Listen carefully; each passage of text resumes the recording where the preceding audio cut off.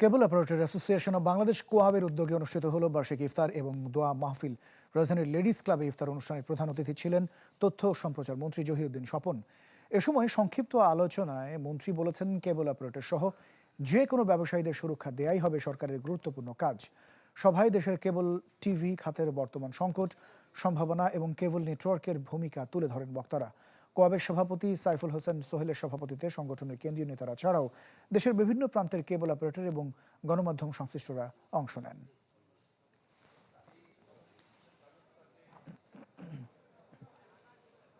যে কোনো ধরনের ব্যবসায়ী উদ্যোগকে সুরক্ষা দেওয়াই হবে আমাদের সরকারের কাজ।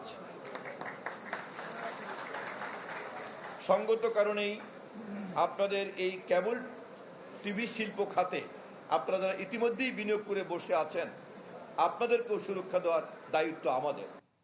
72 ঘন্টা ময়েশ্চার লক সমৃদ্ধ লিলি বডি ওয়াশ, শিয়া বাটারের গুডনেস স্কিন রিপেয়ার করে রাখে সফট ও গ্লোয়িং।